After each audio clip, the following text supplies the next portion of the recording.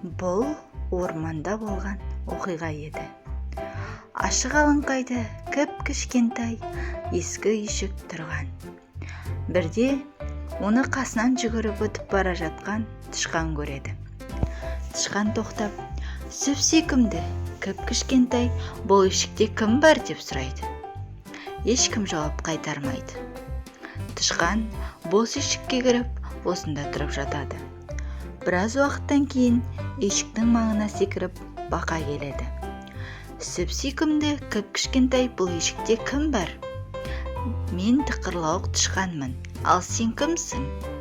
Мен бақылдауық бақамын. Кел, бірге тұрайық.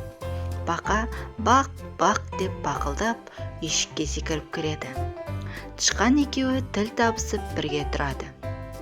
Енді үйшік қасына ытқып қоян жетеді. Сүп-сүйкімді кіп-кішкентай бұл үйшікте кім бар деп сұрайды. Мен тықырлауық тышқанмын, мен бақылдауық бақамын, ал сен кімсің? Мен қорқақ қоянмын. Кел, бірге тұрайық. Қоян да үйшікке кіреді. Осылай үшеуі бірге өмір сүре бастайды. Алыстан бұл үйшікті түлкі көреді. Ақырын басып, жақын келіп, терезесін қағады да, сүп-сүйкімді кіп-кішкентай бұл үйшікте кім бар деп сұрайды. Мен тықырлауық тышқанмын, мен бақылдауық бақамын. Мен қорқақ қоянмын, ал сен кімсің? Мен қу түлкімін. Кел, бірге тұрайық. Үйшіктен түлкіге де орын табылды. Достар енді төртеу болды. Үйшікке тірі салақтап, айналасына алақ-жұлақ қарап қасқа жетеді. Ол есікті қағып, қырылдаған даусымен сүп-сүйкімді кіп-кішкентай бұл үйшікте кім бар деп сұрайды. Мен тықырлауық тышқанмын, мен бақылдауық бақамын. Мен қорқақ қоянмын, мен қу түлкімін. Ал сен кімсің? Мен сұр қасқырмын. Кел, бірге тұрайық. Қасқыр қысыла қымтырыла ішке кіреді. Әйтсе де кіп-кішкентай үйшікке бесеуі де сыйып кетеді. Барлығы қосылып ән айтады. Тату-тәтті өмір сүреді. Бір күні жидек теріп жүрген аю үйшік тұрғындарының салған әнін естиді. Ол үйшікке жақын келіп бір даусымен сүп-сүйкімді кіп-кішкентай бұл үйшікте кім бар деп ақырады.